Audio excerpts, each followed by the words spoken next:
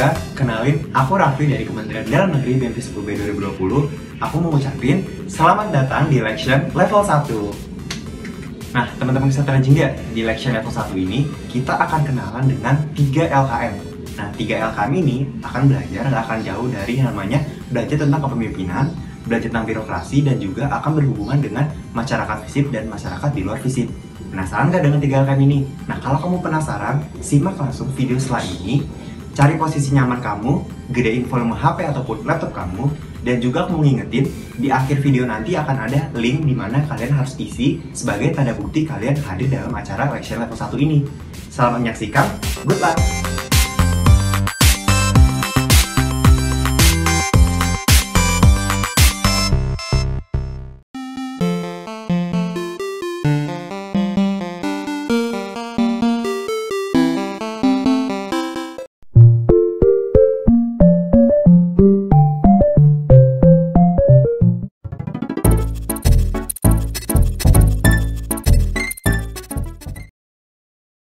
Assalamualaikum warahmatullahi wabarakatuh. Salam sejahtera untuk kita semua.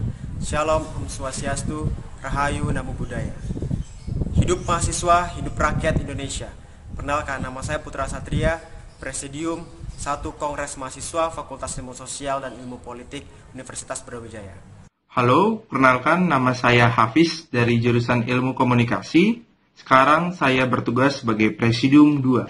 Saya Aulia Iza selaku Presidium 3 Kongres Mahasiswa FISIP UB. Apa yang dimaksud dengan Kongres Mahasiswa? Berdasarkan anggaran dasar dan anggaran rumah tangga Fakultas Ilmu Sosial Ilmu Politik Universitas Brawijaya, KM FISIP UB adalah lembaga permusyawaratan tertinggi yang ada di lingkup kehidupan kemahasiswaan mahasiswa Fakultas Ilmu Sosial dan Ilmu Politik Universitas Brawijaya Malang.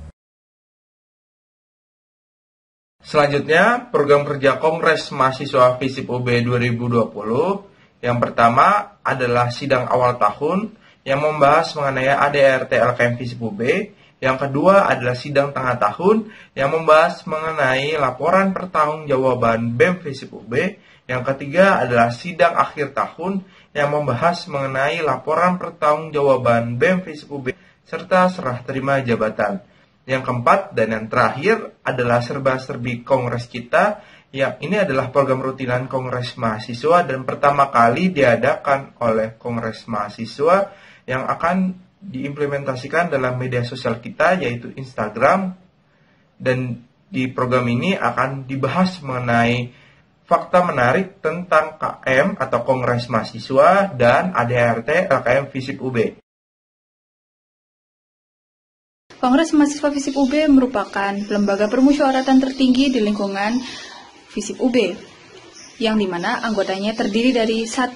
Anggota tetap, terdiri dari anggota DPM FISIP UB, perwakilan BEM FISIP UB, serta urusan mahasiswa dari lingkungan LKM FISIP UB.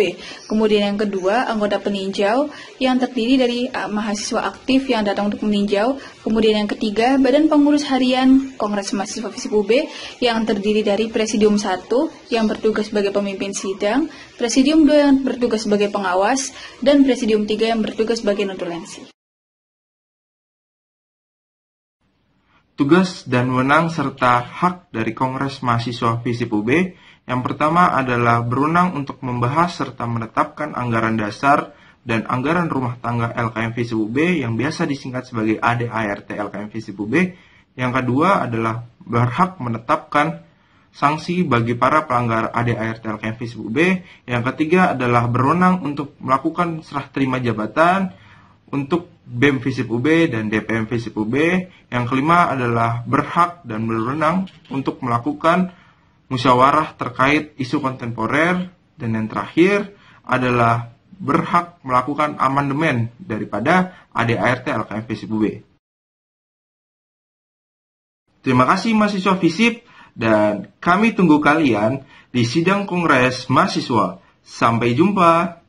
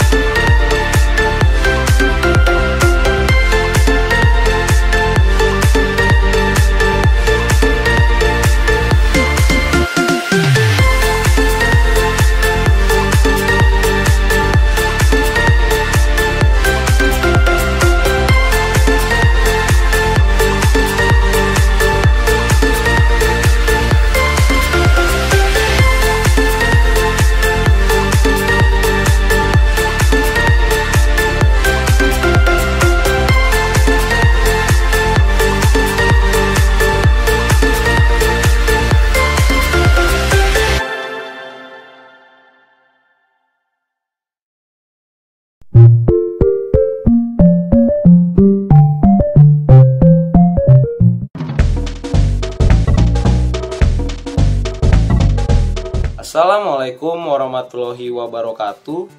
Shalom, Om Swastiastu, Namo Buddhaya Rahayu. Salam sejahtera untuk kita semua. Salam kenal kawan-kawan. Perkenalkan, nama saya Roni Duanta Putra Sebayang, selaku Ketua Umum Dewan Perwakilan Mahasiswa Fakultas Ilmu Sosial dan Ilmu Politik Universitas Brawijaya tahun 2020. Berbicara mengenai Dewan Perwakilan Mahasiswa Fakultas Ilmu Sosial dan Ilmu Politik Universitas Brawijaya atau disingkat dengan DPM FISIP UB merupakan lembaga tinggi yang memiliki fungsi legislatif di dalam LKM FISIP UB. Sistem kerja yang dipakai oleh DPM FISIP UB itu sendiri ialah sistem kerja kolektif kolegial. DPM FISIP UB itu sendiri memiliki 4 fungsi di dalamnya. Di antaranya ada fungsi legislasi, ada fungsi advokasi, lalu ada fungsi penganggaran, dan yang terakhir ada fungsi advokasi. Fungsi yang pertama atau fungsi legislasi, di sini DPM FISIP UB bertugas untuk membuat suatu kebijakan ataupun produk hukum yang nantinya harus ditaati oleh seluruh LKM FISIP UB. Lalu yang kedua ada fungsi pengawasan, yang dimana DPM FISIP UB di sini bertugas untuk mengawasi seluruh kinerja BEM FISIP UB dan juga mengawasi seluruh administrasi dari LKM FISIP UB. Lalu yang ketiga ada fungsi penganggaran, yang dimana DPM FISIP UB di sini bertugas untuk mengatur seluruh anggaran dari LKM FISIP UB, yang dimana seluruh anggaran tersebut nantinya dipertimbangkan melalui internal DPM FISIP UB itu sendiri. Lalu yang terakhir ada fungsi advokasi.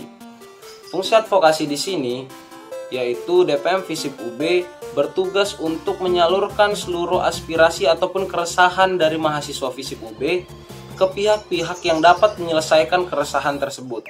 Pihak-pihak yang dimaksud antara lain ada BEM FISIP UB dan juga pihak dekanat, yang dimana merupakan lembaga eksekutor yang bisa menyelesaikan masalah-masalah dari mahasiswa FISIP UB.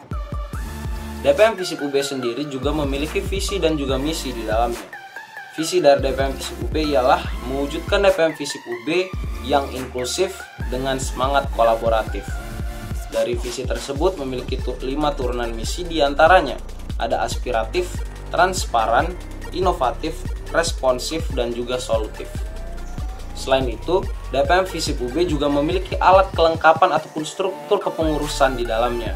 Di antaranya ada ketua umum, sekretaris jenderal, lalu ada 3 badan dan 4 komisi di dalamnya. 3 badan dan 4 komisi di sini merupakan hal yang dapat merealisasikan fungsi dari DPM FISIP UB. Badan yang dimiliki dari DPM FISIP UB itu sendiri diantaranya ada badan advokasi, yang dimana nanti akan merealisasikan fungsi advokasi. Lalu ada badan legislasi yang merealisasikan fungsi legislasi. Lalu ada badan anggaran yang merealisasikan fungsi penganggaran. Dan yang terakhir ada 4 komisi, komisi 1, 2, 3, dan 4 yang akan nantinya merealisasikan fungsi pengawasan. Terima kasih, sekian dari saya. Kurang lebihnya mohon maaf. Wassalamualaikum warahmatullahi wabarakatuh. Shalom, Om Santi Santi Santi Om. Namo Buddhaya Rahayu. Salam sejahtera untuk kita semua.